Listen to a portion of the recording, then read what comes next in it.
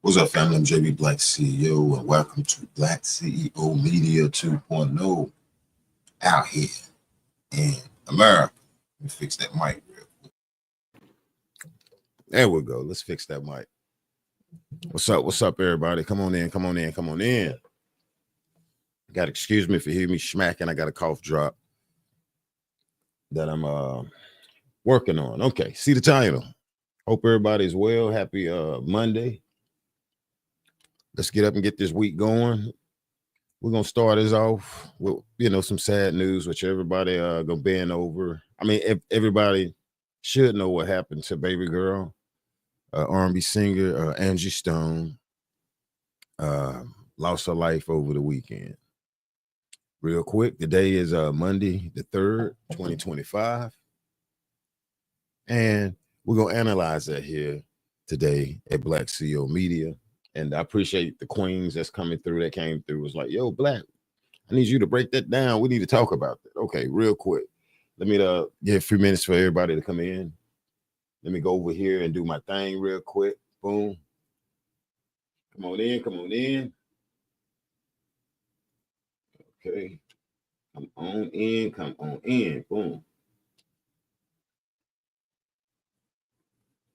All right. What's up, Facebook? What's up? What's up? What's up, Facebook? What's up, Twitter? What's up, everybody?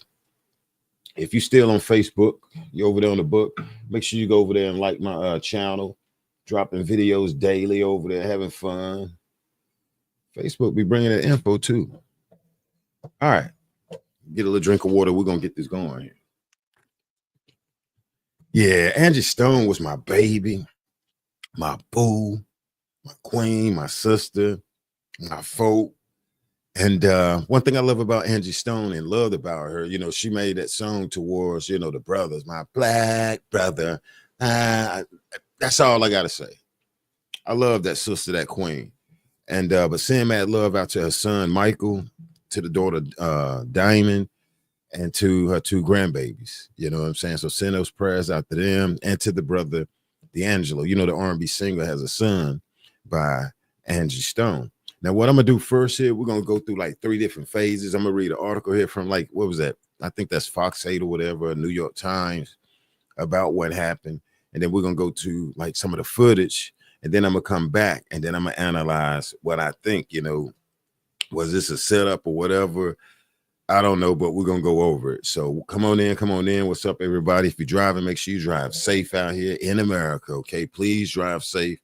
Please drive safe. All right. I'm going to read what we got up here on the screen here real quick here. R&B soul singer. What's up, Sharon? R&B soul singer Angie Stone, remembered by Atlanta friends for powerful vocals. Okay. Let me make this a little bigger here for us. I know some people are already going to seen this all over on YouTube. What's up, Leslie? Let's break this down real quick, Leslie. All right, let me see. Okay, R&B soul singer Angie Stone, remembered by Atlanta friends for powerful vocals and kind spirit. Angie Stone had a powerful ass voice. I gotta say it. So like good old school. This young lady with that type of voice, she can rock gospel, you name it. And Angie Stone, I'm gonna say this, I believe was underrated. I mean, we got a lot of artists out here that's underrated. It has some powerful ass vocals on them, brothers and sisters, and so I think she was just so underrated right here. All right. And so let's get on with this article here. All right, the brief. R&B soul singer Angie Stone passed away suddenly in a car crash on Saturday. Stone, who lived in Metro Atlanta, is recognized as a pioneer of the neo-soul generation. And some people say that they don't believe in neo-soul. You got a lot of, but anyway, you got some people don't believe in that right there. It's like it's just straight R&B. But anyway, a local radio host and friends of Stone shared memories of their first encounter and thoughts on her contribution to the music. Atlanta tributes to R&B singer Angie Stone continues to pour in on social media Sunday following the Grammy-nominated artist's sudden death in a car crash early Saturday morning. Her family is also Her family also issued a statement on Monday morning, which is today, the 3rd. A friend and a local radio host tell Fox 5 he is one of many who remember her charismatic personality and powerful vocals. What we need to know, according to TMZ, Stone was leaving a performance in Montgomery, Alabama early Saturday morning when the car crash happened. The 63-year-old singer was traveling with her band and backup dancers in a Sprinter van that overturned before it was hit by a big rig. And then, she's the only one that lost her life. But anyway, let's keep going though. Stone was the only one, instead of saying a K word, was unalive in the crash. All right. And this right here is a picture of Angie. What's that? June 3rd. Angie performs during the 2017 Andrew Young International Leadership Awards, right there. For people don't know who she is and was living under a damn rock or something, though. The singer posted on her Instagram a week prior that she was set to be performing at the CIAA tournament in Baltimore, Maryland on Saturday, March 1st. Deborah R. Champagne, a spokesperson for Stone, told TMZ she spoke with her on Friday night, and the news has rocked and devastated family and friends. Let's see what they are saying, okay? What they are saying, in the fallen hours, the fatal crash, fans and industry friends are reflecting on Stone's contribution to music. Okay, and Angie been around a minute. I think she's been around since like 1978, dropping hits, and she started out with a all-female group or either band, Longtime radio host Derek Bosman, I may be saying it wrong, says he remembered his first meeting with this soul singer at an event in Atlanta more than 20 years ago, okay? Probably the nicest person that you would ever want to meet, he recalls. He described the singer and songwriter who penned hits like I Wish I Didn't Miss You and Brother as funny, charismatic, I'm bad with name, and reserved off stage, and a powerhouse performer when she stepped in front of the mic. Very powerhouse, you know what I'm saying? That sister had some beautiful vocals on, okay? While Bozeman tell Fox 8, getting a call about Stone's death hit heavy. He was glad to know she was still doing what she loved in her last days. It was good to see that even while she made a transition, she was going to do what she loved to do. And that was perform in Montgomery, he added. So also, I'm glad the people that got to see her that night before got to see a great show. Okay, the family of Stone issued the follow statement on Monday morning. The family dropped the statement today, and this is a sad situation, though. I love myself some Angie, man. You know what I'm saying? I was, damn vocals. We don't have that type of music playing no more when it comes to like the Angie Stones and stuff. Okay, we got the Beyonce or whatever, but no, when you got that good soul damn singing, we don't have that no more, y'all. You get what I'm saying? We don't have it.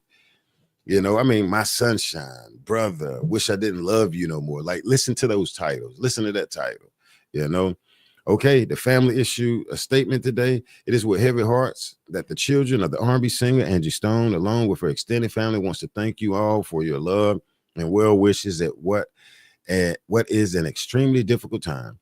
Angie's daughter Diamond, along with her son Michael, would like to thank you for all your condolences and well wishes. Angie loved all her fans, to include the ones who came to what we know now was her final in Alabama, her final show in Alabama. To the last people she just saw her, boom, that's what they're sending it out to. Angie was an example for Black women and girls everywhere. Angie also loved and championed for Black men with her #1 hit entitled Brother. And that's what I love her for. I love you, Angie, for that hit right there, Brother. Man, Black brothers, you know what I'm saying? And Angie was a pioneer of rap music that began with a female trio, The Sequence, and ultimately led to her solo career that helped define neo soul. Diamond and Michael, along with the rest of Angie's family, want to thank you for reaching out to the family, but also ask that you respect their privacy as they mourn and grieve the loss of their beloved mother. Angie Stone believes in giving back to her fans and the community with her foundation, Angel and Stripes, the Angel Stone Foundation, the Angie Stone Foundation. She lived and died doing what she loved most, was music. Angie was proud to be an honorary member of the Zeta Zeta Phi Beta sorority. She took great pride in being part of the Divine Nine. Recently, Angie was also attending college for ministry. Her love of God and her faith led her to a deep desire to share her belief in God and bring more people to Christ. Currently, the funeral services are being planned along with a memorial service so that Angie fans can honor her life, music legacy. Even though Angie is no longer with us in physical form, her family wants you to keep her legacy alive. Boom. And there we have it right there. All right. And I'm gonna get ready to pull something else up out here. Let me pull something else up out here. What's up, everybody? I hope everybody is all well out here. If you like I said, if you're driving and watching this, make sure you be careful out there. Let me see. Let me pull something up real quick. Hold up. Boom, boom, boom. What's up, everybody? What's up? What's up? Hope y'all are well. Damn it. Where is it at? Okay, right there. Hold up.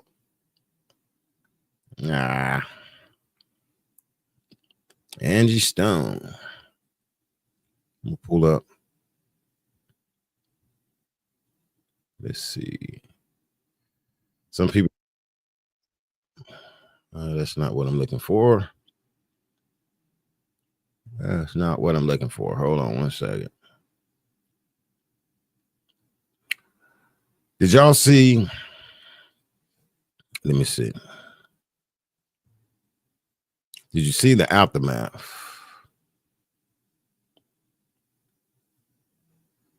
Come on, man. Come on. Okay, let me pull this up here. Here we go.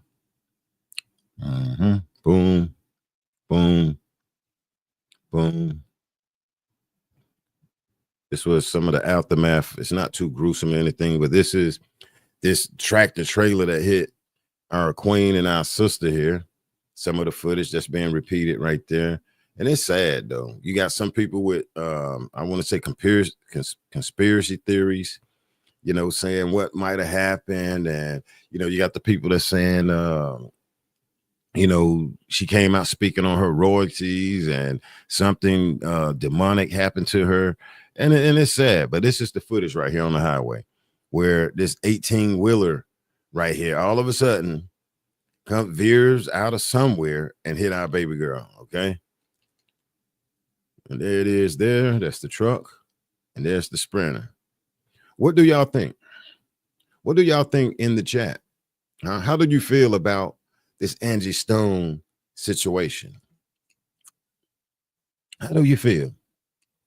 How do you feel about the Angie Stone situation? And I'm gonna get ready to play her speaking on the record company. I know some people already heard it, watched it, but I'm still analyze it, my take. There's the Sprinter, and it's crazy that she was the only one in there that God came and got or took or, you know, lost her life. That is crazy. That is crazy. You know, I was listening to an interview where Angie said she was going through some stuff and she went to the hospital or something, and it's like she blacked out. The first thing she was yelling out was, Jesus, you know, she said, because she thought she was finna transition. That touched me right there.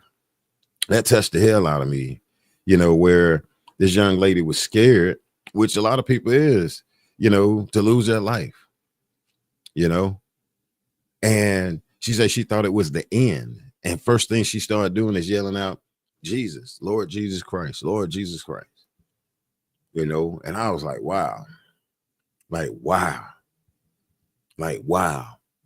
But one thing I can't stress enough is I love myself some Angie Stone. You know, the vocals that God gave her, that gift was dynamite. Dynamite. You know, and then with her, it's only like 2 or 3 songs that I love. You know, Brother, My Sunshine, and actually those 2 right there. Not saying I don't, I mean, I love to hear her sing. I can sit there and listen to her sing all day, all night, let it play. But you know, with our artists, we used to have those favorites, and those were my favorites. And you know, all right, let's go. Let's listen to what she said about this record company. I got an opinion on it also. Excuse me if you hear me smacking. I got a cough drop up in making sure I don't go to coughing and shit out here. Okay, let's pull this up with Baby Girl. Let me see. Boom, boom. And let's go over, listen to what she said about the record company. This is a damn shame here, though, when you hear these artists talk about these record labels. And then it seems like every time they talk about the record labels, what happened, y'all? Every time they go to saying that they're unhappy, what happened? They are no longer with us. They are no longer with us. Some tractor trailer comes out of the way. All of a sudden, some train comes through a whole building where they at. All of a sudden, a damn bird come by, hit them in the temple, and they hit a pressure point, and they are no longer with us. Oh, all of a sudden, pain meds real bad and OD. All of a sudden, it's some sexual accusation. They're not saying the artists are just innocent or whatever, but it's a pattern. We see the damn pattern. We see that pattern when it comes to artists. So let's listen to Baby Girl Angie talking about this record label. Let me make sure the volume is up here. Okay. Universal Records. Let's low. End of the day, after 40-something years in the business, I'm like, well, why? Where are my royalties going? Because I'm not getting this. Come to find out, Universal Music has been receiving all my royalties, all my mechanicals. They've taken pretty much everything. They've stolen, I won't say stolen, but they have taken all the monies that were due to me. They have basically absorbed in that company. And even though there's several class action lawsuits, people that were working on my behalf never even registered the songs. All the songs that I've done, I'm only coming to find out they were not properly registered. Wow. By the companies that I signed over to. People that were supposed to do their due diligence. So I am truly a walking testimony that God has carried me all this time. Because if you only knew how much money they have taken from me, how much they have stolen from me, monies that I'm supposed to be, I should have been able to retire 20 years ago with the money I've made, supposedly. But there are key people I have to give up my coins. And so what I'm doing now is whatever is necessary to make sure they pay me for the legacy of my life, for my children and my grandchildren. They're going to have to give me my money. I mean, when you sit back and think Bruno Mars, Dr. Dre, when you think about all these people that have sampled music, if they're filthy rich on it, what's our problem? Wow. Let's play that again. Now, she makes a point right here. When you get in the music industry, not only will the record labels get you management, you know, you have these third parties, you have managers and stuff. And I like to tell people this. When you get in the music industry, a manager can destroy you. A manager has at times power attorney, and you have little kinks inside that contract that you as a person that becomes an artist be so happy to sign that contract. And then you have a veteran, I'm gonna say like a veteran manager before you even get to the record company that would take and rob you. That manager know things. When he see you come to the door, yeah, I'm ready to sign. And well, you want $1 million? Yeah. Okay. Even though after tax, you may get 600,000 or whatever. So it ain't $1 million. And so, yeah, 600,000 or whatever. A manager can have you sign a contract and you don't see these other little clauses and take your house. They can take your house. A manager have you sign a contract with him and work through the record company. And then one day you wake up and say, wait a minute, I don't want Black to be my manager no more. And then when you go to fire him, you realize it's a clause in there saying what? Oh, well, you can fire me, but guess what? You got to pay me the next 15 years. You got to pay me $500,000. Wow. A show or whatever. And then, okay, 500,000, one time, two times, three times, $500,000. And you making your manager set. A manager you have to be careful with by itself. And if you listen closely, she said it was people that didn't properly register her songs. She said it was people that, that she hired that didn't properly register her song. So she out here singing Black Brother, No More Rain. I Wish I Didn't Love You, that song or whatever. Just getting down, crossing this country, crossing this country, crossing this country, crossing this country. This industry is cutthroat. And it's sad. Let's listen to it one more time. We're going to listen to it one more time. This industry is cutthroat. A manager can destroy you. Listen closely. Today, after 40-something years in the business, I'm like, well, why? Where are my royalties going? Because I'm not getting this. Come to find out, Universal Music has been receiving all my royalties, all my mechanicals. They've taken pretty much everything. They've stolen, I won't say stolen, but they have taken all the monies that were due to me. They have basically absorbed in that company. And even though there's several class action lawsuits, people that were working on my behalf never. Right here, people that was working on my behalf, listen what I'm saying. Even registered the songs, all the songs that I've done, were working on my behalf. Never even registered the songs, all the songs that I've done. I'm only coming to find out they were not properly registered by the companies that I. And see, when they're not properly registered, you have what you call BMI and ASCAP. These are money collecting agencies. And guess what? Baby girl, the queen didn't know about it. When you go into the record business, even before you become famous, you can make money and collect royalties from your local radio station, in your hood, your community.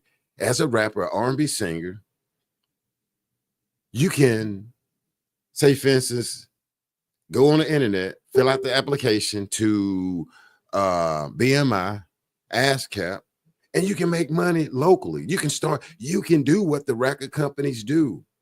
To me, when I hear her say that, because I was in the music industry real short. I'm not finna sit up here. I was in the music industry and man, no. I was in there real brief. And I learned a lot of stuff. And I thank God I was taught by an honest guy, a very honest guy when I was younger.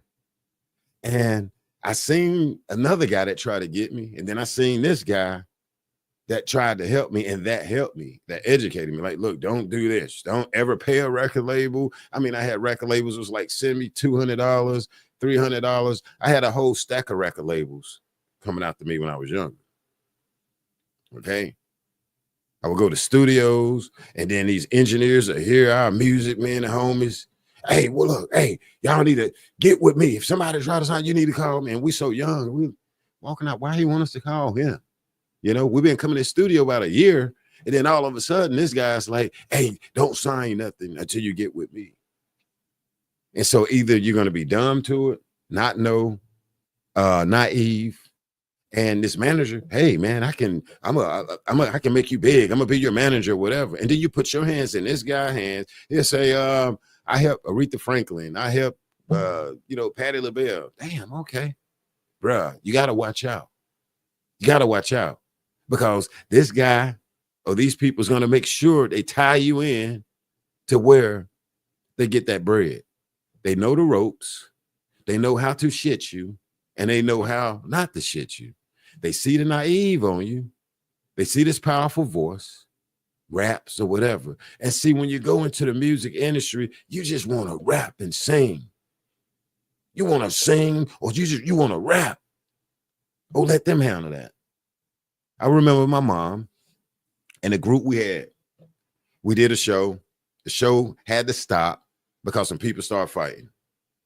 And we were mad because we supposed to went on next. And most of these people out there in my city of North Carolina was there for us. High schools was coming out, meeting us, you know, and we had this thing. We ain't want them to pay. We should tell our mom and those our friends, how can we get them to damn pay? I mean, like we don't want them to pay. And they, my mom and the DJ and the guy that make the beats, the producer, seeing that we were so good, where it was like, yo, y'all needs to get these people to paying. We had just got out of high school and we looking like, but these are friends. We didn't understand the business part of it. Did we go to record companies? Yes. We pounded the streets of New York. We got put out of record labels. We snuck in record labels in New York coming from North Carolina. We snuck in record labels and all types of stuff through back doors. We try to con people the whole nine downtown, New York, everywhere. And we were tired hitting the subway. But you have to be careful because you'll become a casualty. And these people will look like you. It can be a brother or sister, or it can be a Caucasian. You can be white. And they'll look like you. Right. And I produce Kenny Rogers, I whatever, and they would get your ass. And it's sad. It's real sad. And so with that being said, I can tell with Angie how she say wasn't properly registered. So somehow these people can go behind your back, set up a publishing company, okay? Now, some of these people in the chat may know what I'm talking about. They set up some type of publishing company that she didn't know about because she new to the industry, but now she know about it. And whenever you learn about it, go around the world, across this country, and you start hanging out with Whitney Houston, you start hanging out with New Edition, they got it handed to them. You remember, you start hanging out with people that was shitted in the industry, they're going to tell you. And you're going to be looking at Ralph Tresvant, like, Ralph, so how many points? Oh, I get like 3 points. I'm just saying. Like, for real. And these people will educate you to a degree. Nah, man, they getting you. Might be Bobby Brown. It'll be somebody that was shitted in the industry. And the record company already know that. You subject to go out there, go on that tour with New Edition, and you're going to come back and boss up in there. You better do. And guess what they're going to tell you? I don't care if you Angie Stone, Michael Jackson. I don't give a damn. They're going to tell you, I don't need your ass. And it'll trip you out. You can sing good. You can be Whitney Houston. You can be Michael Jackson. You can be the best. They'll tell you, first of all, don't walk up in here like that. And they already know that one of these days, you're going to walk your ass in there with that. And the record company going to look at you up and down. And you're going to be like, and I sold millions and I made you money. They don't give a shit. They don't give a shit. Well, I'm Angie Stone. Well, I'm Michael Jackson. I wouldn't give a damn if you was, I wouldn't care if you was God's sister. That's how evil and cutthroat. They'll tell you, I wouldn't care if you was Jesus Christ's cousin or the mom. They'll be like, get out my damn office. Get out. Get out. Did y'all see the documentary? What was that? The girl, damn, man. What was the name of that documentary just came on TLC? What's your girl? Damn it. They just had a good little documentary I've heard. Damn, it's going to dip my mind. But anyway, it happened to her. And she just came out and did her documentary. She sung with full force. But the traffic was so noisy that I didn't. And then my love to you didn't know. Damn, what was her name? I'm all cried out. And she sung with that duet with full force over you, like that documentary. When you look at that, how she said she went back there to her manager and the record. Yeah, Lisa, thank you, Black. Lisa telling you. And they'll tell you, I wouldn't give a damn. And just think, Lisa, she was green. She went out there, she learned, and then when she came back off the road, you'll go in the record label. Like, you know what, y'all been, they say, first of all, don't walk up in my shit like that. Who you think you is? Because they know it. You coming in all green, as you signing that contract, they smiling with you. They already know it before you know it. And rappers and singers, and we don't know it. But they like, okay, I probably got a chef life. I might get 3 years out of this person here before we put them on tour. And by the time they come back and learn from damn Dougie Fresh, this person, New Edition, and see, they may not put you on a tour with like New Edition, because this ain't New Edition. Bless them brothers hard. I remember seeing them, they was very good. And they came back off tour and they had damn near pennies and change. And when Maurice Starr gave them the check. When you look at New Edition's story, look how they did those boys, Maurice Starr did. And I can tell you a situation that may hurt. I can tell you the truth and not the damn juice. Let me put my disclaimer up here real quick. Why is Gladys Knight still working? Why is Gladys Knight still working? Why did Gladys Knight and the Pips break up? Why? Why did Gladys Knight and the Pips love overboard? Leaving on that midnight train to Georgia. Why did Gladys Knight and the Pips, why did the Pips separate? Why? Why did they separate? Well, let me tell you why. Gladys Knight and the Pips separated because of Barry Hankerson. Who is Barry Hankerson? Barry Hankerson is a gangster. He was a thug. He was a street guy out there in the world that didn't play that shit and knew politicians and all of that. Barry Hankerson is a Leah, rest in peace, uncle.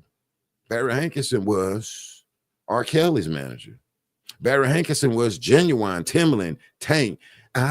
What's that? I deserve for you to go and find some other guy. And I deserve. That's who Barry Hankerson is. That's the guy that took everything away from the guy, R. Kelly. I know some people don't want to hear that. But Barry Hankerson is the reason Gladys Knight and the Pips stopped singing after Love Overboard. He's a manager. That guy know the tricks in the trade from the back of his hands to the tip of his fingernails. And he told her it was time out for that. Barry Hankerson and Gladys Knight, did you know, were married. They have a son that looked just like them. Barry Hankerson did things with their money. And guess what? Gladys Knight, she got to work at an older age. The same way you hearing this sister here saying, I supposed to have been able to retire off of monies over 20-something years ago. Yes. Yes. From my understanding, Barry Hankerson was the one that took damn and I get it. I'm saying from a business point of view, took all that stuff away from R. Kelly back behind the scene when he got mad. The Loveland record label, damn near Timbaland. See, a lot of people ain't know that Barry Hankerson got ties to like Timbaland, Magoo, and all of them. Missy Elliott, Aaliyah, Barry Hankerson. That guy right there did Gladys Knight in.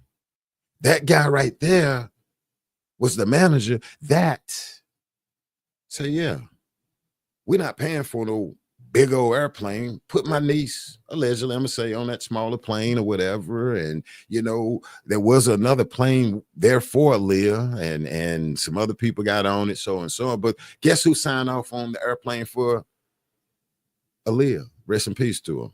Barry Hankerson. Barry Hankerson. There are some managers out here that will break your ass. Barry Hankerson. Barry Hankerson.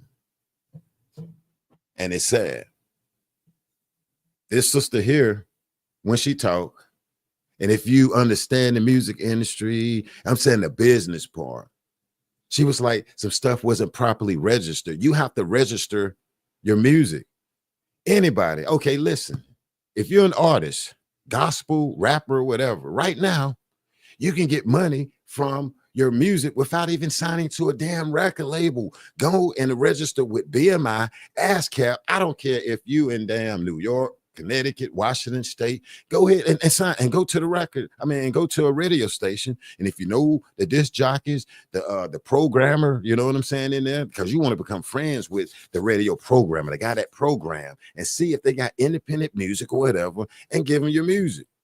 Give them your BMI and your ASCAP number. Register with the record with a radio station. See, it's just that easy. It's just that easy. And when you know, hey, you're a king, you're a queen, but you can, say, for instance, bargain with a record label. And when that record label comes and say, hey, you blowing up over there in North Carolina or New York, when they say Jalen or Tannis or Love Help or M Mac, hey man, that's where you have bargaining power. You got to have bargaining power when a record label comes. They're going to want you to stop all that you're doing. They're going to want you to leave your YouTube account alone, your damn Instagram and everything, because they want everything. Well, if you're going to give them everything, you got to be smart and know shit. And you got to negotiate a deal that like none other. You gotta, hey, for me to stop all of this, partner, I'm saying my damn Facebook, YouTube, and give you all my platforms. And if you want me, if a record label wants you and they start bidding, you got to understand that you worth millions. You got to get out of that mind frame of just being in the community, wanting to rap or sing. You have to go in that business with that type of mind frame. And a lot of us don't. BMI, ASCAP, and all of this stuff right there are money collecting agencies.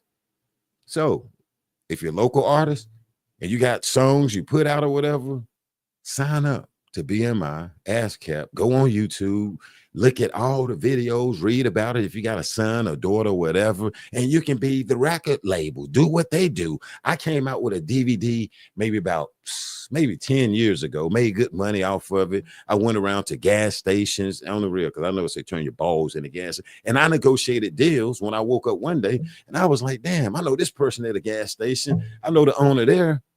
And I was broke as hell back in the day. And then I read a book because it's good to read.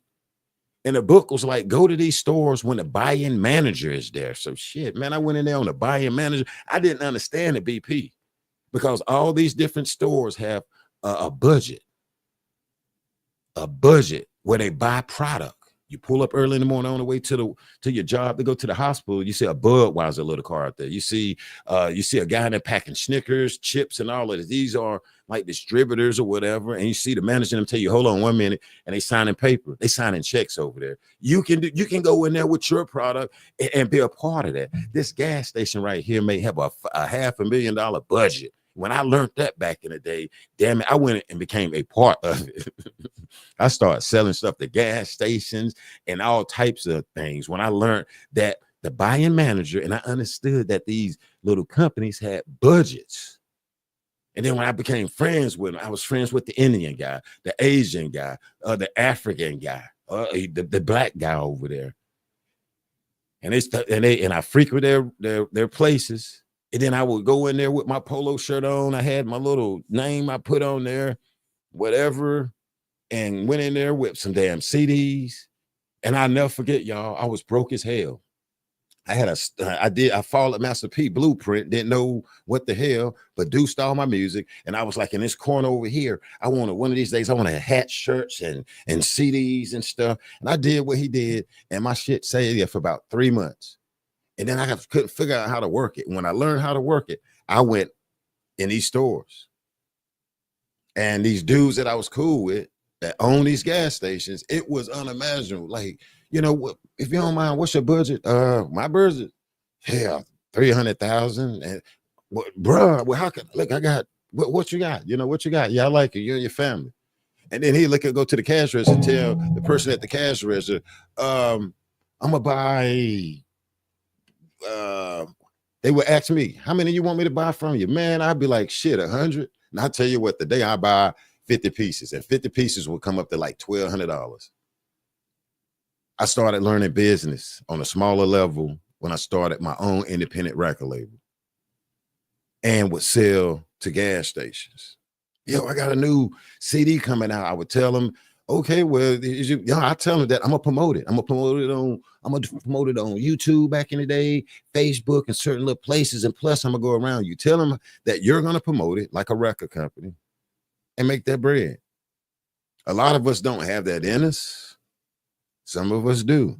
Some of us have it in us and don't know we have it in us. But yes, when I learned that I didn't have to be broke going to a job or whatever, if I can create something, I made cookies for my daughter and took them to stores. I turned her into a little businesswoman. I made cookies, the best type of cookies I can make. I took recipes, took this out of that, put that in, and then we came up with a pecan sandstorm. Shit. Like, baby, we're gonna call this a pecan sandstorm. And people went crazy. I would sell to people at the hospital. My daughter, I use her. Like, look, look, you have it, and you know what I'm saying? It's gonna be the little picture, and it worked. They looked at her, and then, yeah, man. But that was some hard ass work making and selling cookies, though. That was hard for me right there. But once we learn the business, you can do like a record company.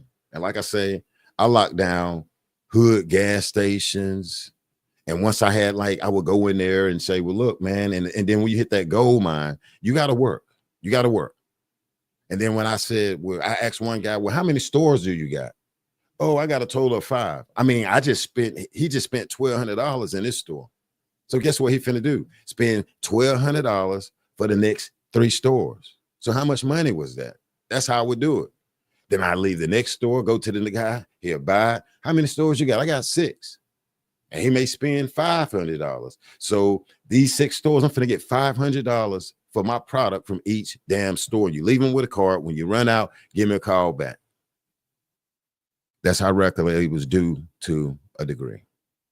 Angie Stone, she didn't understand that, as well as a lot of entertainers and people that's in the industry when it comes to handling the business. And you can't knock her.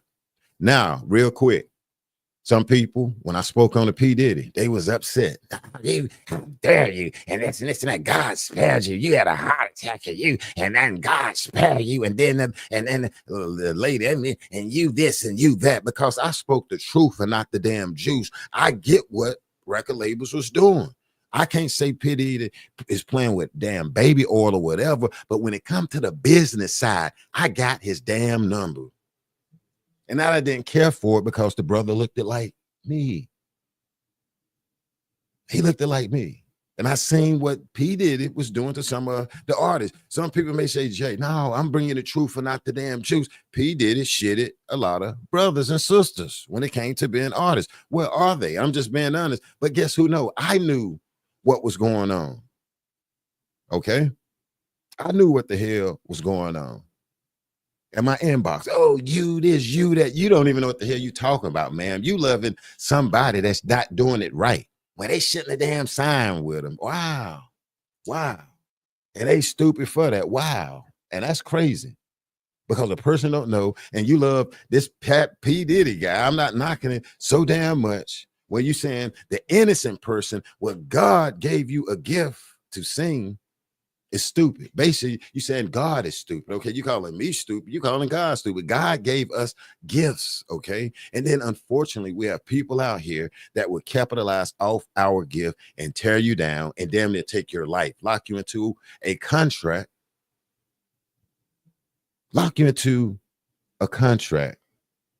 And guess what? It's over with. The United States of America is set up on contract laws. You sign, if you go to, like, say, for instance, and I'm gonna get back to it. You get a job at McDonald's, you sign in a contract, but we call it application. Fill out an application. The application is a contract that you got to upheld and they have to upheld the same way. You can get McDonald's and sue McDonald's. A lot of people, employees don't know that. Over an application, they have to do their job also, provide you with uniforms or whatever and all of that. You know, you can walk in there and the McDonald's can violate the contract. It's a contract. United States of America is set up on contract law. And a lot of us are put faith into a manager, like in the industry, and they will take our balls. Yes, Black, I remember you playing the song and music you wrote. I thought it was nice. Thank you, Sharon. Yeah, I got some little jams that I wrote. And right when Rona came, the Corona, Me and the whole team just retired. And then the industry got so damn bad to where we ain't even want to do it no more. So yeah, no, we ain't want to do it no more. But let's play this right here and listen what she say, that she had people that supposed to looked out for her, which is basically she probably talking about managers that didn't properly register her stuff. BMI ASCAP, and that's where you collect money, your money. That's why she's saying my royalties, mechanical royalties, my royalties, BMI ASCAP. They did not set it up. And when they set it up, they probably set up a publishing company and took Angie's stuff. Let's roll. They've taken pretty much everything. They've stolen, I won't say stolen, but they have taken all the monies that were due to me.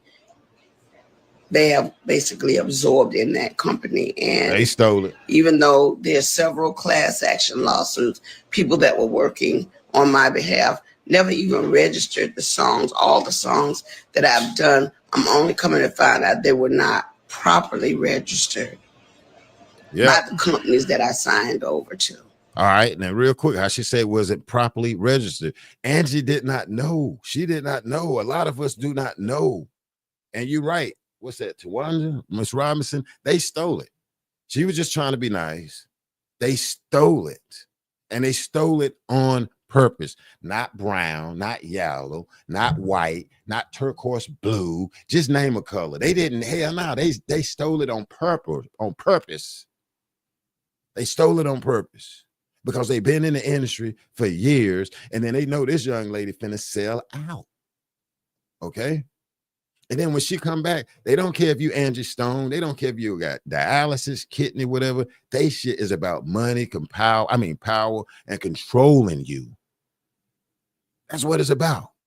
It's about controlling you, and you don't even get it till you get in there. You become a slave.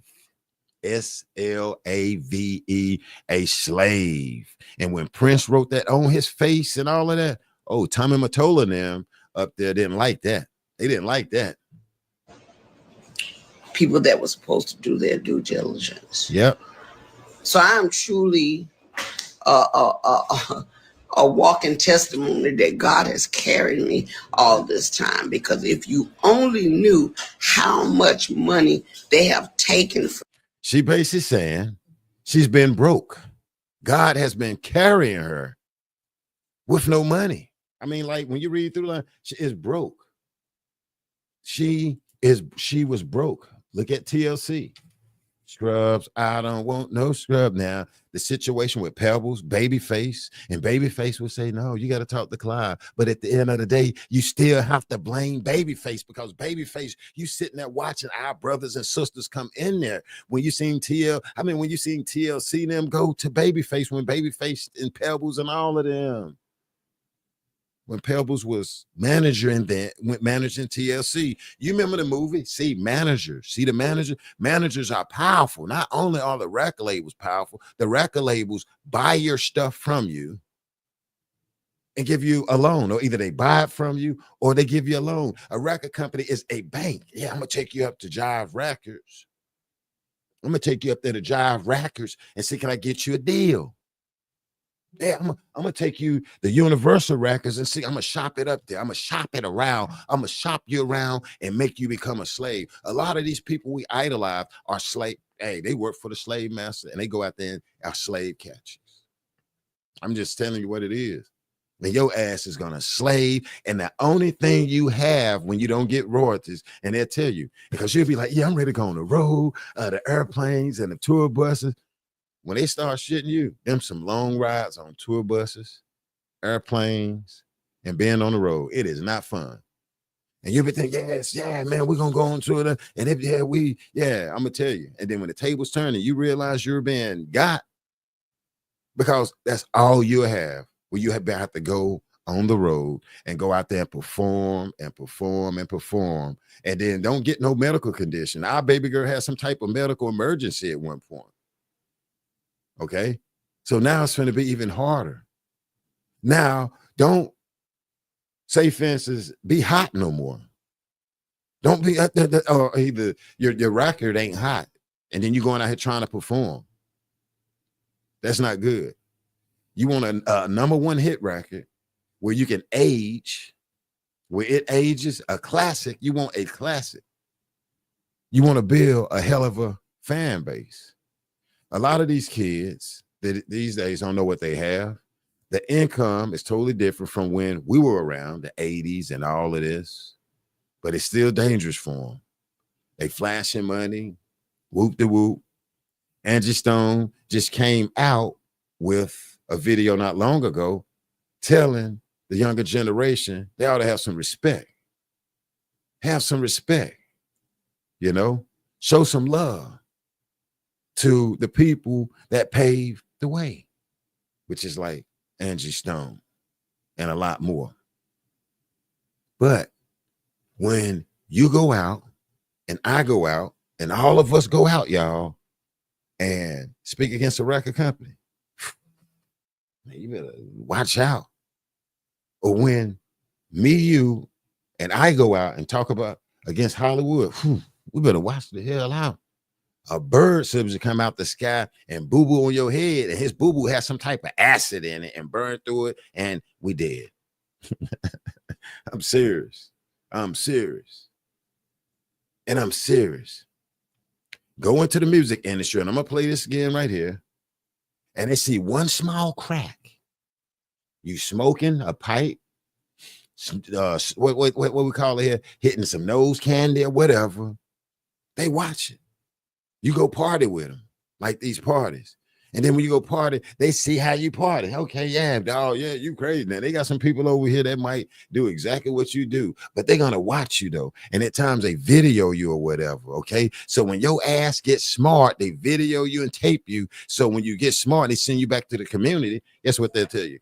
I'm going to put this video on to show you this, because when you show your ass and you say, F me, I'm going to release this, and how is you going to be able to go back to the hood or your community with this boo-boo stain on you? With this boo-boo stain. Okay? And you're right. With Whitney, look what they did to Whitney. If I'm not mistaken, Whitney was finna to audit Clive David's name. They was finna audit Clive David. Finna audit him.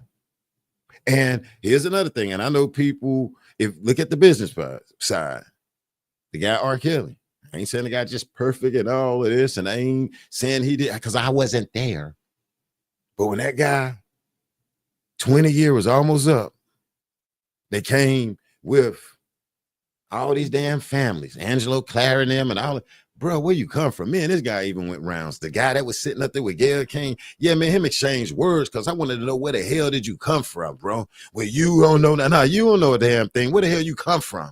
And it's supposed to be your child. You supposed to be taking her to there. You want to sell R. Kelly lights and stuff. See, I knew the real deal behind it, that I questioned that guy, why he got his ass sitting up there with Gayle King. Black CEO asked him personally, like, what the hell is you doing and what was you doing? He did not like it. I did not give a damn. I did not give a damn. But yes, he's sitting up there with Gayle King, lying. He was lying. And that father, that daddy, because I raised my daughter. I took her to pre-K. I signed up with pre-K. I signed the application and all that type of stuff. And I asked him what the hell and why, where she wanted to. No, man. And me and that brother that was on TV with Gayle King exchanged words. Me and R. Kelly manager, the one came out with the book, exchanged words and all of that, because I had questions. How can you ride around with R. Kelly when he was younger, and then you screw one of these young girls to get twins by him, brother, and then you turn it around on R. Kelly when your baby mama is underage to this motherfucking day and you got kids, but you all out here writing a book. I'm just trying to be equal across the board. That's what I was just trying to be equal. Yeah, I can ran across a couple of these guys on the internet, and then they go back and make a video. Black CEO, you are now. What you can do is go to hell. You can go to hell, and they cannot answer it when I see some of this stuff, because okay, yeah, okay, you can say this, but I'm gonna still question this over here. Because you ain't just gonna make me just hate it. And no, because I try not to follow with the TV. I try to be my own damn man. When I see it come, I try to sit back a little bit. And then when I do that, some people don't like it. Like, hey, get on the damn bike. We got an extra seat. Get on the bus. I be, no, man. I know he might have did this, but I want to ask them. Don't worry about no, man. I want to worry about this over here, because where the hell did it come from? but the industry is cutthroat. Barry Hankerson. Okay. What I said? What's up, baby girl? I said who he was married to. Damn. What's your girl saying? Late night train to Georgia. Living on that late night train. Gladys Knight and the Pips. Gladys Knight has to struggle. She has to get out here and still work because Aaliyah's uncle. People got to understand that guy was a damn gangster. That guy knew people like in Congress, officials and all of that. And look what he did. I mean, damn, do y'all know that guy got what, like $75 million after taxes for Aaliyah? Life insurance policy. Barry Hankerson was gangster. Gladys Knight have to work to this damn day. They were married. They was married. They was married. They was married. That guy got mad at R. Kelly, not saying, and said he was gonna make sure he do everything in his power to break him down and to ruin his image, and he did. That is the guy that's behind what happened to R. Kelly. Barry Hankerson, you know what I'm saying? Not saying R. Kelly is innocent, but he is the guy. You seen all this new shit that came out against Barry Hankerson, Aaliyah's uncle.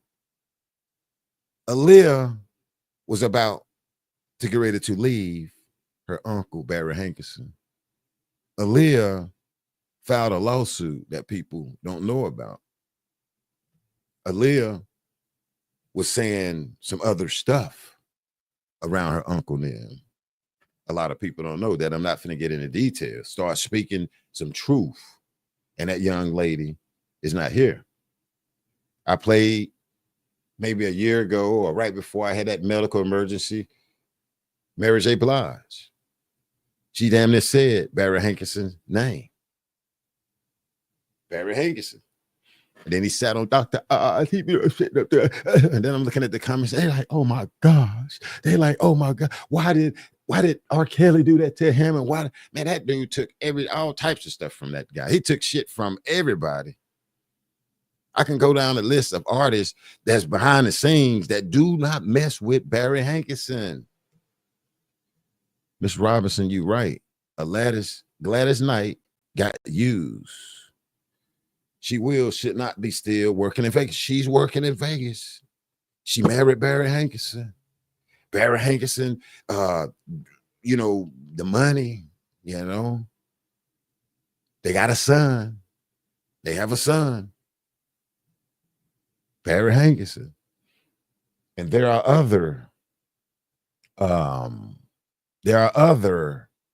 managers. That's like, say, for instance, when you look at Elvis, you know, Mr. Elvis. Look at that manager guy that was behind him after all was said and done. Managers would take your house. Yeah, I can manage you. I can manage you, Ernie, Miss Robinson's. Tomorrow, I can, good evening, tomorrow. I can manage you. Trina McDonald, I can manage you. And you're thinking like, wow. Yeah, I manage Genuine, Jodeci, you know, and yeah. I can take you and shop you to the record companies, you know what I'm saying? Basically, he's saying, I'm finna to shop you to a slave master. That's what I'm finna do. Prince. We seen Prince speak out. We seen Michael Jackson speak out against Tommy Mottola. Michael Jackson had his masters. He got his masters away from Tommy Mottola. And then when Michael Jackson left this earth, guess who got his masters back and all of that? Guess who got Michael Jackson masters away? And Michael Jackson did not want Tommy Mottola to have his masters. Guess who got the masters when Michael Jackson closed his eyes? Not his children, allegedly, but guess who got the masters and all of Michael Jackson's shit? Tommy Mottola. And then you see him in that interview after Michael Jackson passed, because I think they had the clause, if something happened to Mike, guess what? The royalties and all the masters come back to me, to us. You see what Tommy Mottola was doing to Mariah Carey. Do you know Michael Jackson had to go and save her? Do you know Michael Jackson went down there? He couldn't give little Richie the masters, but He set it up where little Richard can get like $4 million or either like $1 million a month. Michael Jackson was that guy. They did not like him when he went and bought that catalog. And little Richard wasn't getting what he deserved. He went and bought Little Richard's, which was his masters was in the catalogs that Michael Jackson bought. And Michael Jackson went down there, damn near in a limo, after flying the plane, pulled up at your boy house, was like, I can't give you your masters from like with this, that.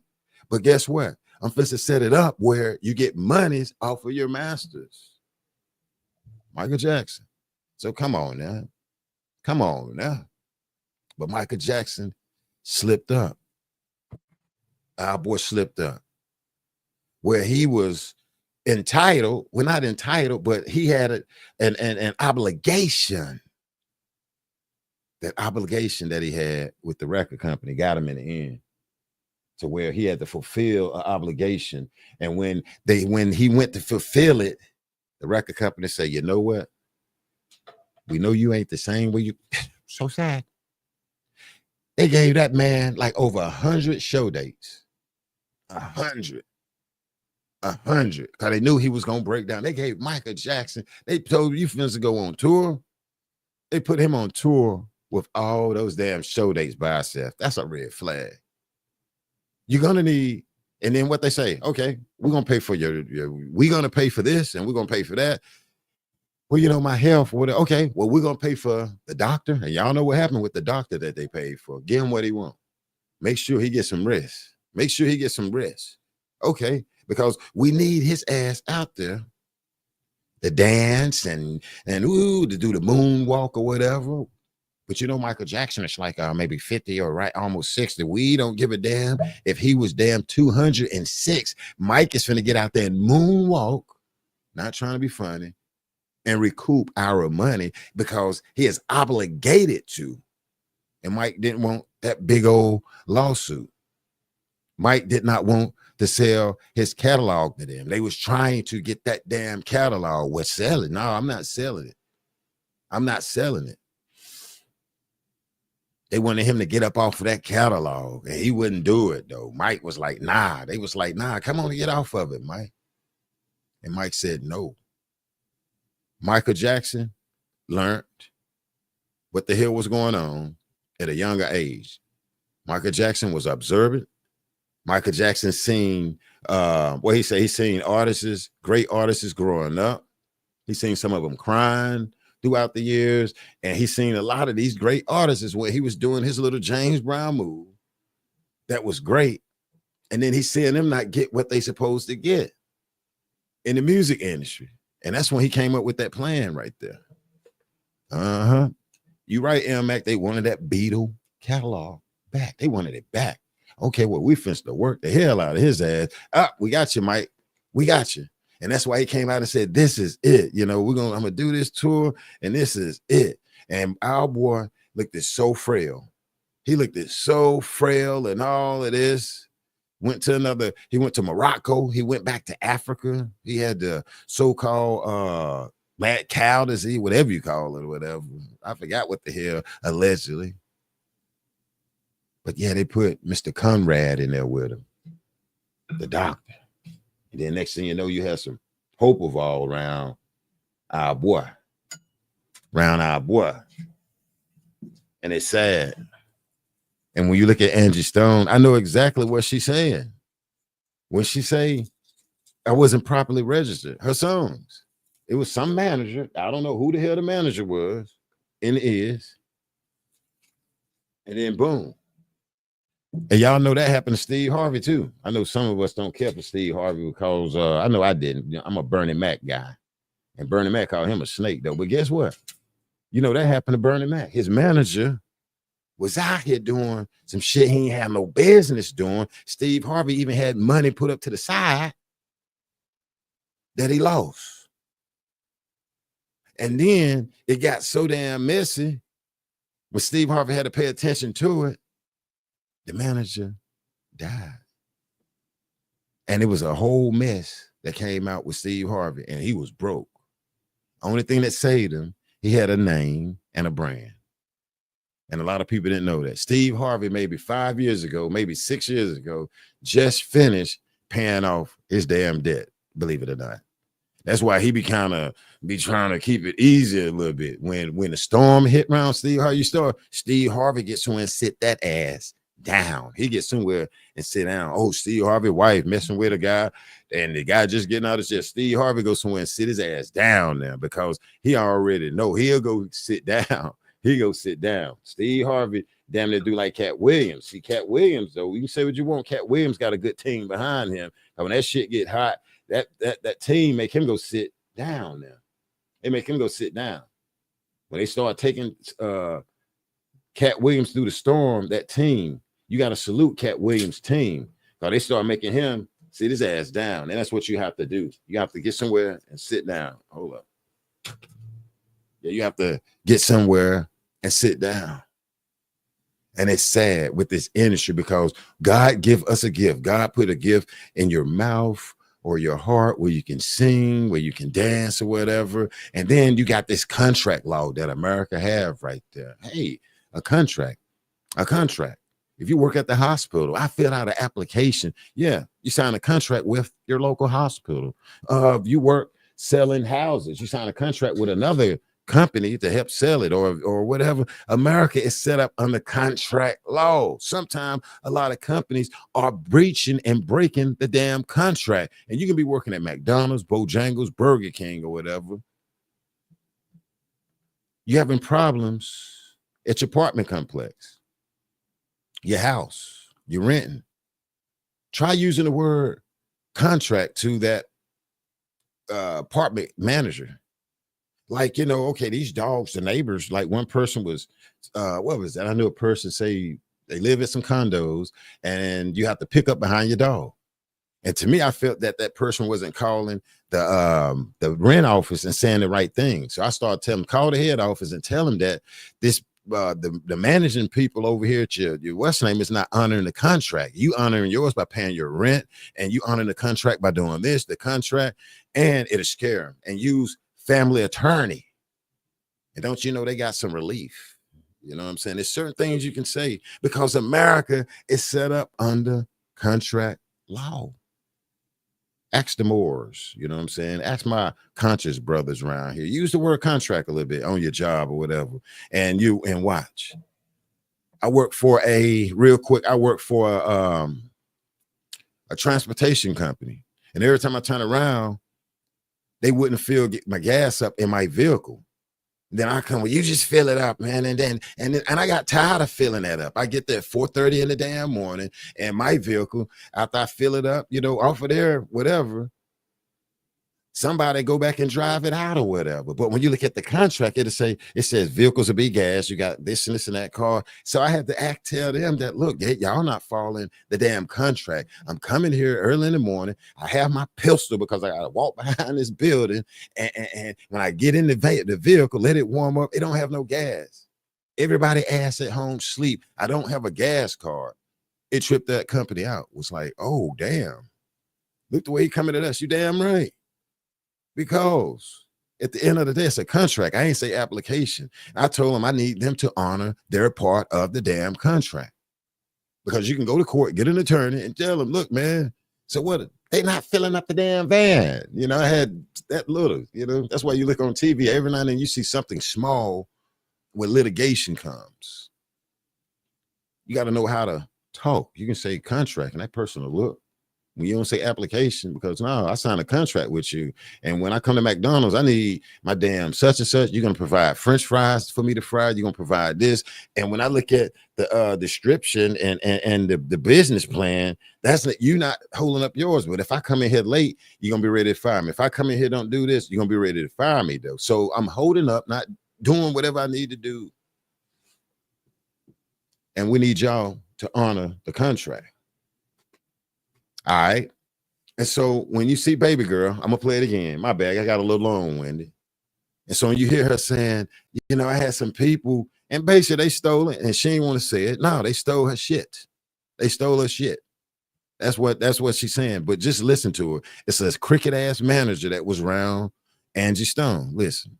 From me, how much they have stolen for me. Monies that I'm supposed to be. I should have been able to retire 20 years ago with the money I've made, supposedly. But there are key people I have to give up my coins. And so what I'm doing now is whatever is necessary to make sure they pay me for the legacy of my life, for my children and my grandchildren. They're going to have to give me my money. And listen what she said. She's suing for the legacy. What is the legacy? It's something legal that she can sue for. She's suing for the legacy. The legacy. And see, sometimes it can be too late when you wake up and understand they're taking your royalties, though. It can be too late. I mean, when you sit back and think Bruno Mars, Dr. Dre, when you think about all these people that have sampled music, if they're filthy rich on it, what's our problem? Dr. Dre, Bruno Mars have sampled Angie Stone's music. Listen what she's saying. Bruno Mars, look at the hits Bruno Mars got. And you know Bruno Mars is out there. We're supposed to be broke too out there, got to work in Vegas too, lost some money. But listen. They have sampled music. If they're filthy rich hold on. And children, they're going to have to give me my money. Dr. Dre. I mean, when you sit back and think Bruno Mars, Dr. Dre, when you think about all these people that have sampled music, if they're filthy rich on it, what's our problem? Right. Dr. Dre sampled her music and keep your heads ringing. Ding, ding, dong. Ding, ding, ding, ding, dong. I keep your heads ringing. His music was in the Friday movie. His music that he's, and the samples, like, you know, we're like, man, Dr. Dre, beats by Dre.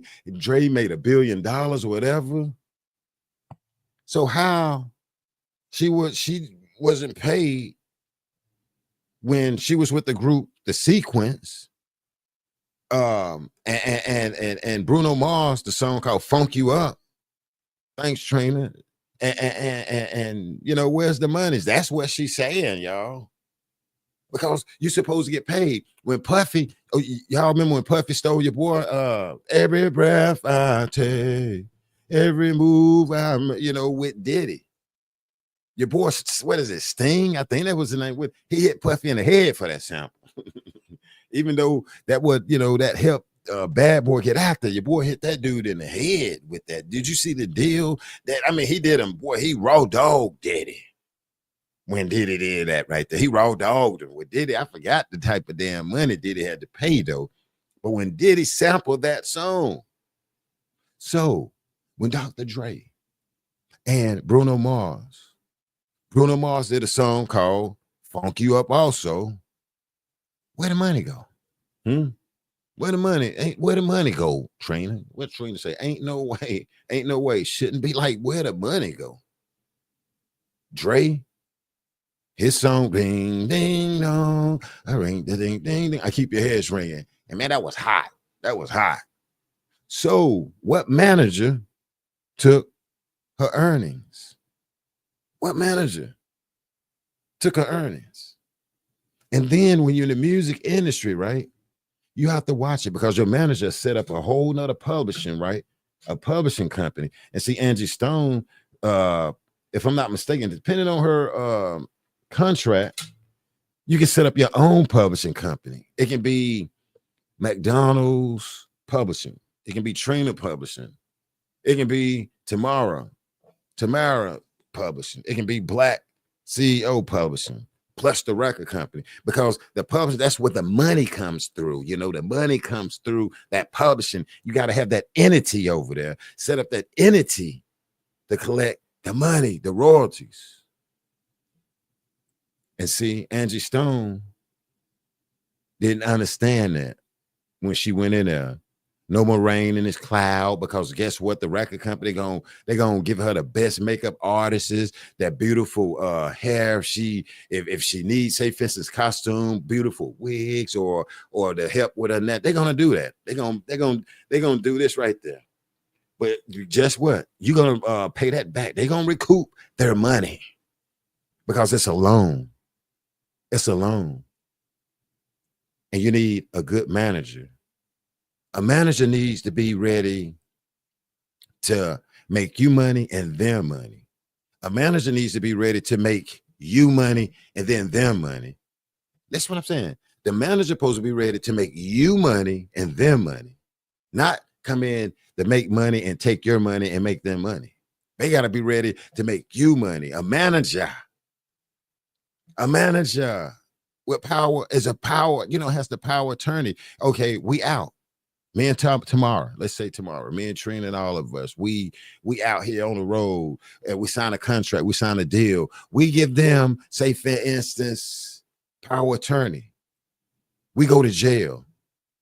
That manager can go in our bank account and get the bail money to get us out of jail because we're their artists. Okay. That manager can go in the account and get bread. That manager gonna come to you and say, okay, well, look, Trina, what's up, J-Rock and J-Rock and Black CEO, y'all gonna be in North Carolina on Tuesday, y'all gonna be in Raleigh, North Carolina, then you're gonna be in LA, and then you're gonna be in Utah, Seattle, Washington, you're gonna be up here, then you gotta fly to New York, then you gotta fly back to North Carolina, and then you're gonna be in Raleigh, North Carolina, then you gotta fly to California, and then you're gonna be in San Bernardino, California, then you gotta fly back to North Carolina, and then at the end of that show, you gotta fly to California, then you gotta be in Canada, and then you gotta be then you're gonna be out in Utah, and then you're gonna be at the Grammys or whatever, and then we need you to fly to the film festival, and you're doing all of that shit. And then at the end of the day, you realize you've been used like a slave and you ain't getting paid. We mad as hell. And then we're going to have to go to North Carolina, back and forth and all of this right here. I just left Atlanta. I know now we finna leave and we're going to be over here for one day. Then we got to come back to Atlanta, be in North Carolina. And then we're going to leave North Carolina, go to California for 2 days and then fly back to North Carolina. We're going to be in New York for 3 days and all this, just swooping your ass all across there. And you go to look for that check. It ain't there. Oh no, you gotta finish this and finish that, and you on the road from this plane, that plane, and then you got to be nice. You got fans. Hey, Black. Hey, Tamara. Hey, J-Rock. How you doing? And we sitting here looking like, yeah, what's going on? And pissed because our manager, something ain't right with it. And then we like, yo, all of us like, yo, we're going up to the record label to ask what the hell going on. And we get up there, the record label telling us to get with the damn manager. Then we get with the manager, we leave there, we talking to the damn manager, and the manager, like Babyface was telling TLC them, y'all need to talk to Clyde. And then we sitting here ready to whoop some ass after a while, like, what do you mean? Like, huh? And then that's when we sit back and you get an attorney, like, let's pay for an attorney, y'all. Let's slow this shit down and let's pay for the attorney. I'm gonna pay for the attorney, y'all. Okay. Then we go sit down with this attorney and they give us the real deal behind this record company back, and they look at it. Either this attorney is part of the damn problem, and when we leave, hey, guess what? Your group just came in here. Tamara, Black CEO, Trina, J-Rock, and this and that. And guess what? They fist to get your ass because you don't know who. But it's sad. It's sad. Baby girl saying Dr. Dre and them, Bruno Mars, and basically calling their ass out. That's what she doing at the end. It's like, you sample my music. I ain't even getting no money off of it. And y'all are billionaires. Y'all have money. I'm going to play it one more time. Okay? I'm going to play it and just listen. And it's a bad manager in there. This young lady, her money is going somewhere else. And how she said properly registered, it ain't even registered. That's bad, man. That's bad. After 40-something years in the business, I'm like, well, why? Where are my royalties going? Because I'm not getting this. Come to find out, Universal Music has been receiving all my royalties. Wow. All my mechanicals. Wow. They've taken pretty much everything. They've stolen. I won't say stolen, but they have taken all the monies that were due to me. They have basically absorbed in that company. And even though there's several class action lawsuits, people that were working on my behalf never even registered the songs. All the songs that I've done, I'm only coming to find out they were not properly registered. Properly registered. By the companies that I signed over to. People. And I have to stop it right there because we don't know. To the people we signed over to a manager or to like a publishing company, they supposed to have straightened baby girl out so they can give her cut. Okay. But not all of us. And then it'll show you When we're looking at Angie Stone, in my mind, I'm like, I know, there's no doubt in my mind, she know the business, know what is going on until we see something like this happen. Okay. And then it take sometimes years for you to realize, because they'll keep your ass busy and they'll keep you at 100 grand. Sometimes you'll make a little something, but it ain't nowhere near what you're supposed to have. And then they be waiting on you to wake up. Angie Stone been in the industry a minute. She been in there a minute. Let's roll. That was supposed to do their due diligence.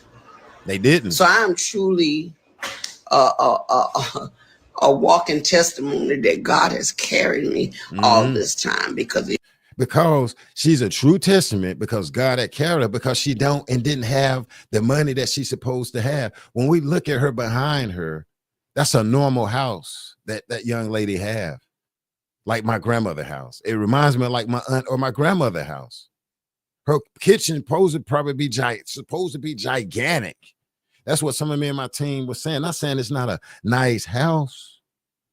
And then when you look up behind it, you see the door. If you look real closer, you see the little bell, the little like Dollar General bell you can put up there. Somebody come through the back door thing, When she's supposed to have gates. And then hear her say her testimony that God has been, and he has. Because she basically saying like, look, man, the money I supposed to have, God, I'm a true testament, testament. And it's sad. A walking testimony that God has carried me he all carried this her. time. Because if you only knew how much money because I didn't have no money. And if you only knew what type of money I had that they took from me, which is a damn shame. Which is a damn shame. It's a shame. And I have to keep saying that. And some people may not get it. Now, this baby girl here struggled. She struggled because of some shitty ass manager, record company, did her in. And then here's the other thing, right? How people they're gonna suffer playing with us, the artists, the actors, and people like this. They're gonna suffer for their greed of money. God give us a gift, a talent, y'all. What we supposed to be paid for. What's up, Facebook? I see y'all over there. Y'all doing y'all thing. Make sure y'all share over there. God gave us these gifts. They become podcasters, to sing, or, to be able to do open heart surgeries and stuff like that. And we're supposed to be compensated. Angie Stone's supposed to be compensated. Okay? Now, here's the thing. With me understanding, not all of it, but a lot of it, when I spoke on the P. Diddy thing, she said, them people dumb as hell, the lady. And she got in my inbox, gave me a long, stupid ass, you can't shellac me, man, because I said I didn't agree with Puff Daddy. Now, all this baby oil shit, I don't know. I don't care nothing about that. But when it came to the business where he was doing them artists, you cannot come after me, because your ass is going to be wrong when I say Diddy is wrong for that right there. All this stuff, tearing them down and all that. Do I think that's unnecessary? Yeah. But the guy is not innocent. It was not innocent. That's the only thing I'm saying. Where those people were stupid, they ass shouldn't have signed. Well, okay, well, you talking about Angie Stone, the one that I'm defending. That's who. So don't go to my inbox over there if you get mad because I said P Diddy or something. I'm talking about the Angie Stones right here that has millions and millions of dollars that she's saying where she could have retired over 20 something years ago. Now she realized. That's what I'm talking about. All the artists that came on the Bad Boy record label, I'm just saying that his sons now is, say for instance, how they out there on yachts and stuff, living lavish, even damn lavish while they dad is locked up and stuff. I was looking at that the other day when it's showing them living lavish as hell off the backs of these other little rappers and R&B singers and stuff like that, where it's like, wow, that's the only thing I'm saying. I get it. I think God blocked me and the homies from getting a record deal. Bad as I wanted one. Boy, bad as I wanted one. I wanted a damn record deal. I wanted to be on the damn road flying. I wanted people to yell my name. And then I wanted the money. I thought about it, the fame, people calling my name. And then at the time, we was wanted to work even more. Yeah, we wanted the girlfriends. And locally, we had a taste of like the groupie thing. I didn't know what the hell was going on. We come off stage and you got like 5 women right here for me, 5 for him, and 5. We didn't understand that. My stepdad was standing over there just like shaking his head. I'll never forget first show. He's standing there looking like, you looking at this and looking at me. It's just like, he a military man. So he was like, he looking at them like, and he looking. And I look over at him and I'm over there and I'm looking at him, which I don't play with him. And he look, and I'm like, well, shit, man, hey, bro, you just mad, man. But yes, I seen it. I can name artists that you know, where I come in backstage and like, wow. I can walked into arenas, coliseums, and the groupies come with artists that you know, and I got overwhelmed because I'm about to be signed to, say, for instance, I don't know if people know Track Masters. I say that right there. Track Masters, Red Hot Leviathan there. They was hot back in the day. All on television. Walked in with these guys. That's when I first seen all the damn groupies in my life, and it was just amazing. It was weird because I didn't understand how these damn women and girls just they was just ready, man. It's like thousands of them, man. And we wasn't known, but we behind them, walking in. They see us in entourage and just what the hell? That industry is an MFer. It's an MFer. And bruh, you got parents bringing, I seen it. Oh, this guy or R. Kelly went. No, he don't have to go out to nobody. These damn people bring them. They bring him, bruh. the dad leading the way and shit. We got the wife. I seen the dad bring the wife, the son, and the daughter. The dad. And the dad, like, look, I'll dance for you. Look, I'll dance for you. Look, bro, come on, all of us will dance for you. I'm looking at the dad, like looking at the wife and everybody. Come on, y'all, let's dance for him. Okay, well, if you don't, with me, how about my kids right here? A dad. Well, I'm looking like, what the hell? The dad, man, up there, he dancing, jumping high. We laughing, we young, we don't know what the hell going on. But the dad up there getting it with some boots on, some Timbs, boy. He jumping with his camouflage pants on. Man, in that industry, boy, it makes it's weird. It was weird. We were so young. We sitting back, looking, trying to figure out, but it was funny to us. And then as we got older, and then you see stuff that happened to this day, it's like, oh, okay. And we trip, we be laughing because we didn't know what it was. And so hell, a lot of stuff. That's why, I could say a couple of artists' names that people hate and be like, yeah, it's not real, man. You know what I'm saying? Not saying he ain't done nothing or whatever, because I don't know, but this shit they putting up here is not real. It's a mirage, and they know how the record labels know how people think. They know how teenagers think. They know they can turn teenagers against you. They can take this next generation and they can go after me and make this generation just think that you stink, like you smell like a damn orange. They have the power to make that. They'll put something in front of that generation and they can say Kevin Hart sucks. You go down that generation a little bit more, and that whole generation, they be like, he sucked and don't know nothing. They control the damn mind frame, because when you dealing with the record company, they dealing with young bucks. It's a young buck game. You know what I'm saying? It's a young buck game. So it's crazy.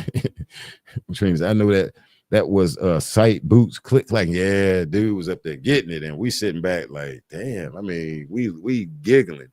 We over here. You got back then with us, we got Onyx, we got the brand Nubians. Hey, baby, your hips are getting bigger than it. We sitting here back with them, and like Onyx, the brand Nubians, Onyx, Chubb Rock.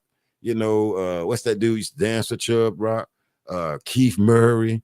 I'm sitting here with EPMD, Parrish, Then right when they was about to break up, we chilling with them. I don't get that it's some beef with EPMD. You know what I'm saying? You got Redman right here, K Solo. You know what I'm saying? Rapper Nikki D back in the day, and we chilling. DJ Stratch, all types of. You know what I'm saying? And to hear these guys, break it down, and we thinking they're rich or whatever, but I'm seeing the power of a record company. We fall a tour bus when we started meeting artists, me and the homies, and we watching, the manager coming out saying, yo, I rented this floor. We looking like, damn, I mean, like, how do they able to rent all these hotel rooms? It's the record company, buying floors, like how P. Diddy with the Cassidy tape or video that came out, how he probably got the whole damn floor. Yeah, it's big money. And it's big money. And we was amazed with that by itself. And this manager standing here with a big ass bag of keys that way he handed it to Keith Murray, Redman, and this yours, and this yours, and to EPMD, this yours, and Paris, Eric, and we sitting there like, damn. We sitting there looking at them. We standing back like, how can we be a part of this? Def Jam. We looking at Def Jam representatives and all of that, not knowing that this is a cutthroat damn business. And so when Angie Stone say this stuff right here, I get it, and it's just, and she clearly talking about a damn bad manager, and it's sad though. Let's finish hearing it again though. And you have to watch it because they'll make your life hard. You go to saying they owe you money. They have taken from me, how much they have stolen from me. Monies that I'm supposed to be, I should have been able to retire 20 years ago with the money I've made, supposedly. But there are key people I have to give up my coins. And so what I'm doing now is whatever is necessary to make sure they pay me for the legacy of my life, for my children. And when she say, I'm doing whatever is necessary, that's a threat to them. Let's play it back again. When she say that right there, I'm doing whatever is necessary. My coins.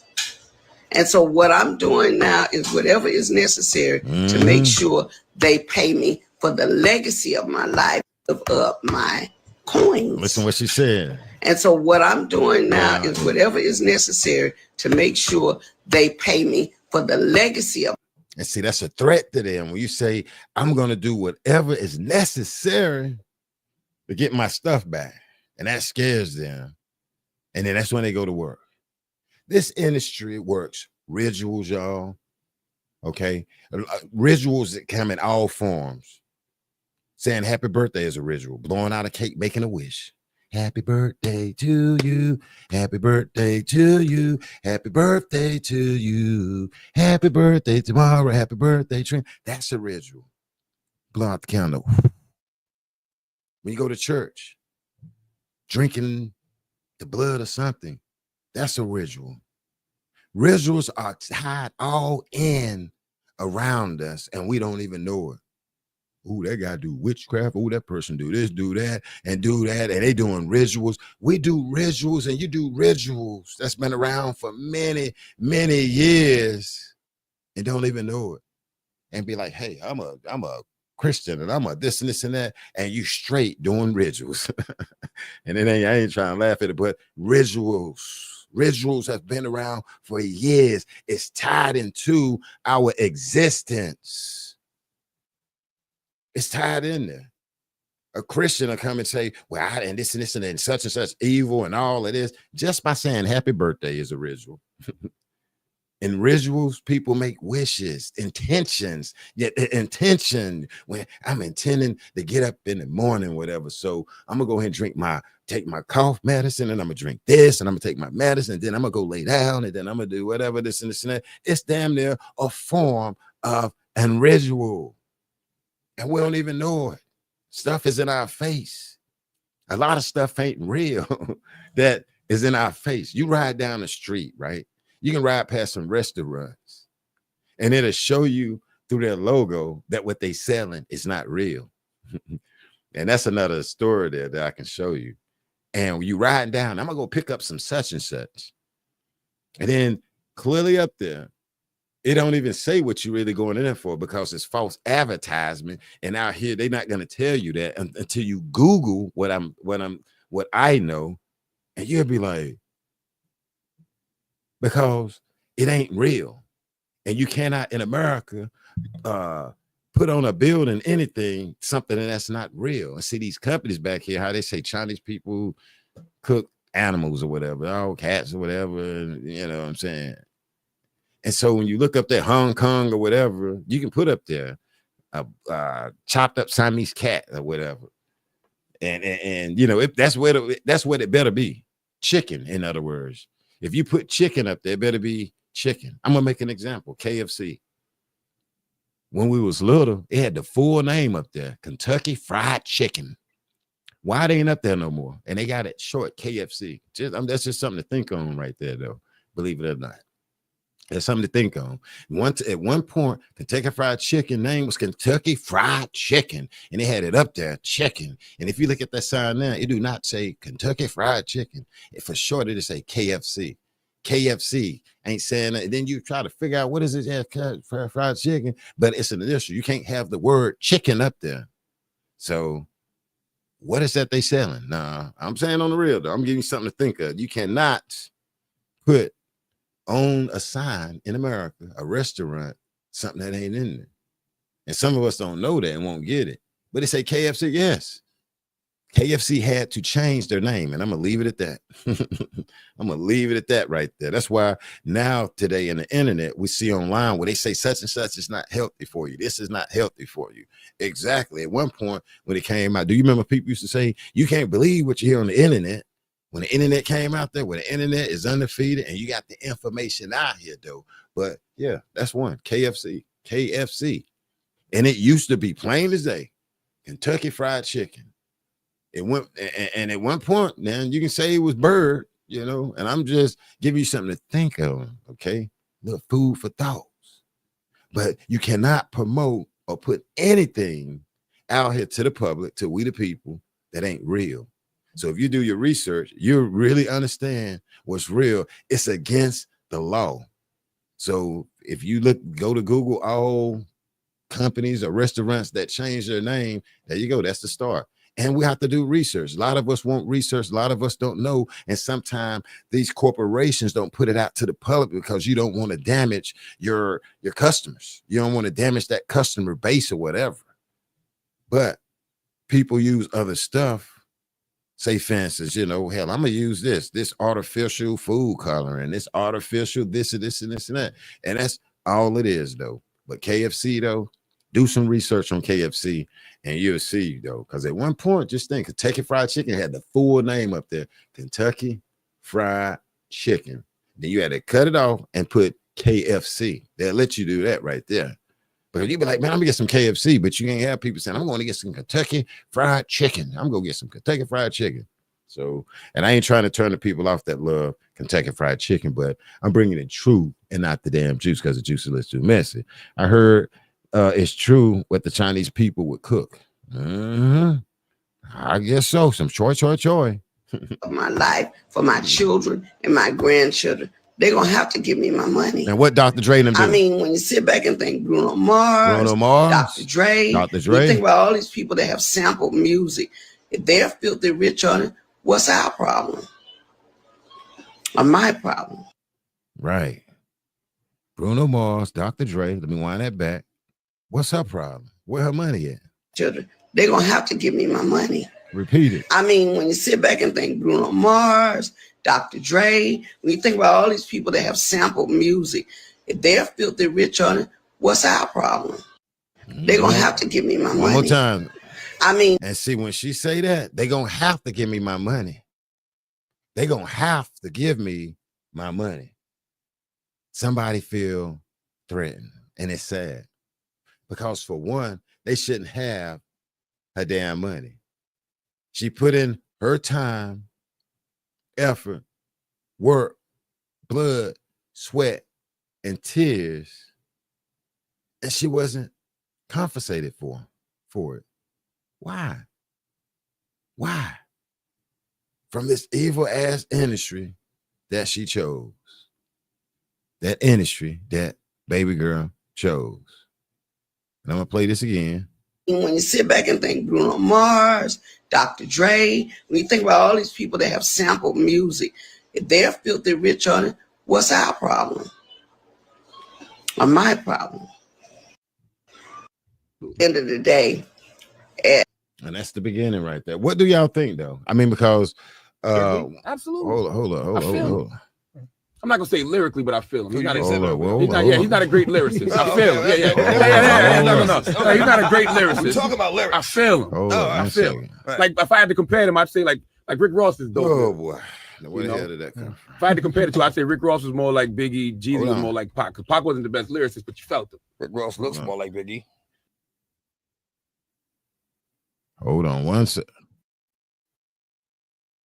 Hold on.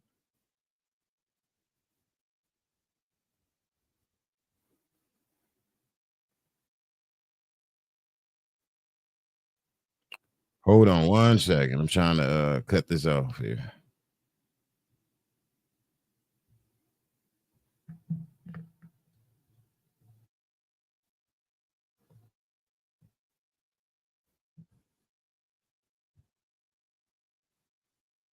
Hold on.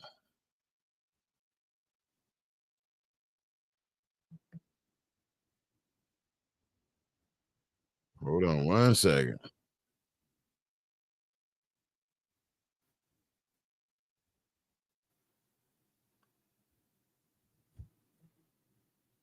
Hello? Here we go. Yeah, I was trying to get rid of that voice in the back there. But it's crazy though. Let me make sure. Let me see something here.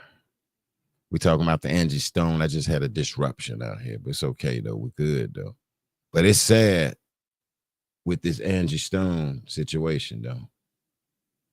Let me see.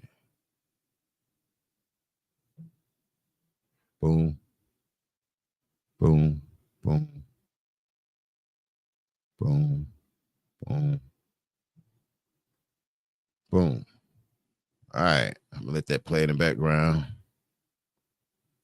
But to hear her saying what she's saying though, you know, I wanted to analyze what Angie was saying also from my experience and you know, dealing with the music industry. And you know, a record label was basically give you a loan that you got to pay back.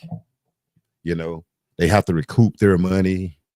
You know, the same way if you buying your house, that bank got to recoup their money. And if you fail to, they come to get the house.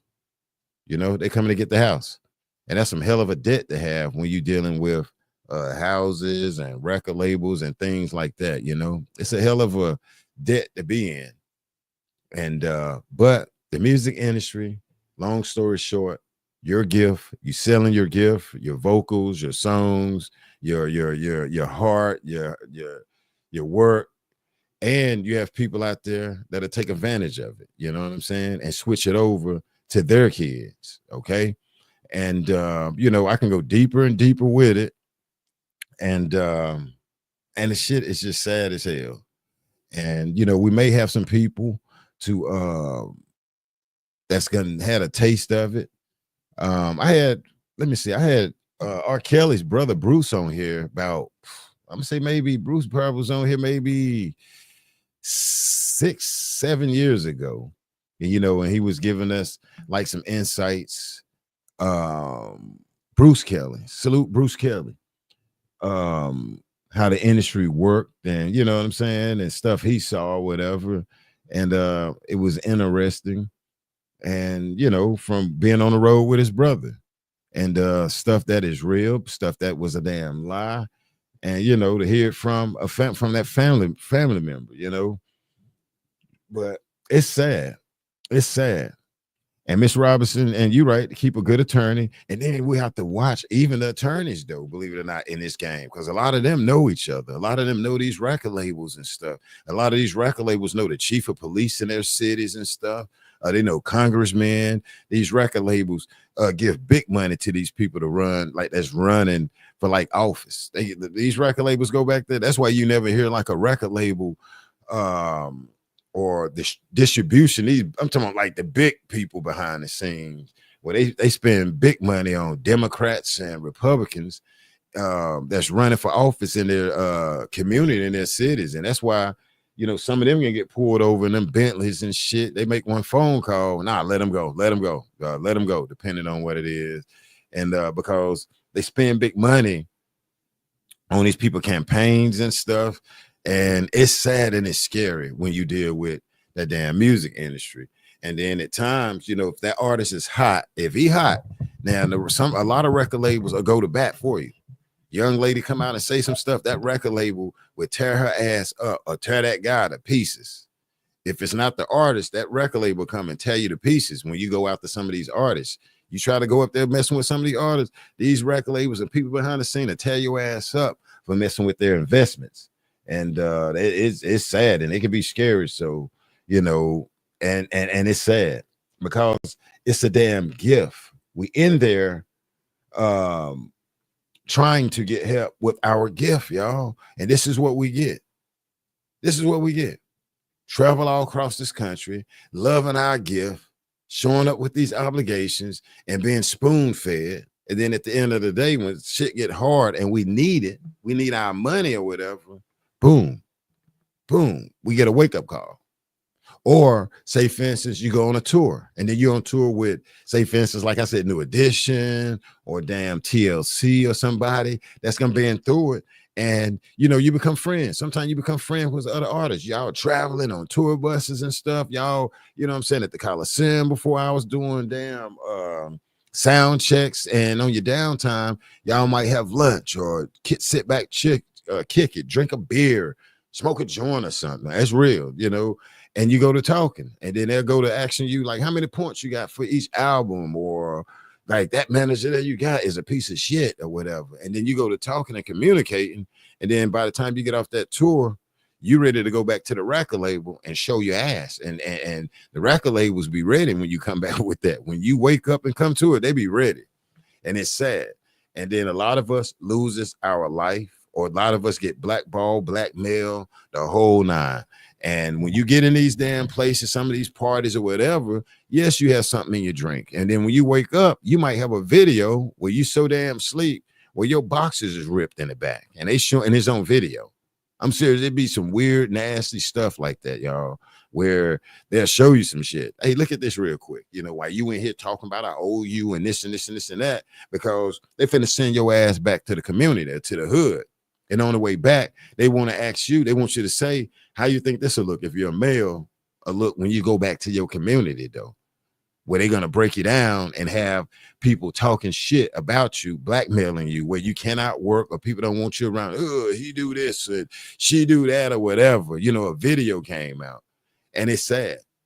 It's sad as hell when you look at these tricks of the trades that these record labels do. And there's some people like on YouTube that are, they got videos out there that'll tell you how that stuff operate, but it's sad and it's scary as hell.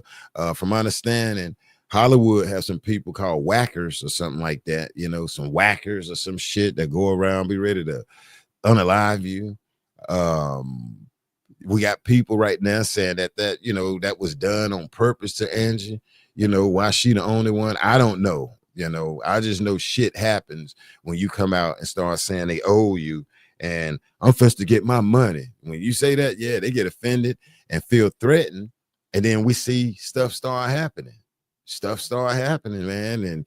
And usually ends up to where that favorite artist is unalive. That person be on a plateau or something where they doing their thing, he or she. And then next thing you know, here comes some sexual allegations.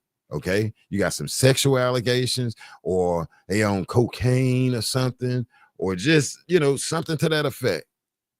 Or she crazy, or he crazy, or we got a video of him flying over Africa smoking weed and a crack pipe. All types of horrible shit start to come out from people that say, hey, yeah, I'm gonna sign you, I'm gonna put you up there. The same way they put you up there on that pedestal, on the way down, be hard as hell. They be hard. And these people do with everything in their power to damn tear up your damn image. And you got people out here that's gonna believe it. They ain't gonna believe it. And they gonna believe it. And don't do something wrong and this record label see it. And the other thing is, real quick, while we in here, you know, if your family ain't right, yeah, that's another thing that'll help bring it down. If your family is not right, that's another thing that can bring you down. Excuse me. If the family not right, and when you get into this industry and this business, and these people know that, y'all, and they know it. What's up, Tawana? It doesn't take a rocket scientist to know that the music industry is involved into the tragic and untimely passing of Miss Angie Stone. Shaking my head, and you are so right, my queen. And it's sad, it's scary, and it's a damn shame. But I mean, because this sister, this queen, like so many other people, have an awesome ass talent. And then when you sign a contract with these people, they don't give a shit. These people don't care about Jesus Christ, Elohim, the Most High, God. They don't care nothing about no creators. They don't care about a damn thing. They don't care nothing about it. The Lord, Jesus Christ, the Savior, don't care if they black, white, purple, whatever. These people don't care. Just say it, Elohim, the Most High, Yahweh, Yoshua. They don't give a blank. They wouldn't care if Jesus' cousin was your husband. They wouldn't care if Mary, who had Jesus, knew you. They don't care. These people are that wicked. They don't care. Once you sign that contract, they wouldn't care. You can say, Jesus is my savior. They don't care. God is what they don't care. These people are evil.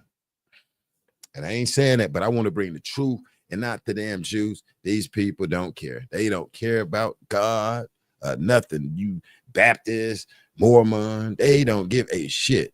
What they care about is you signing that contract and their system that they have created, getting the most out of your ass. And these people, children's and grandchildren, their lineage, their bloodline, eat off of these artists forever. It's a system set up for their kids and grandkids to eat forever and never have to worry about it when you deal with the music industry. They peoples, not really your people. Do some people get lucky and come out millionaires and stuff? Yes, they do. But somewhere in there, they ass got to pay the piper. And guess what? They helping.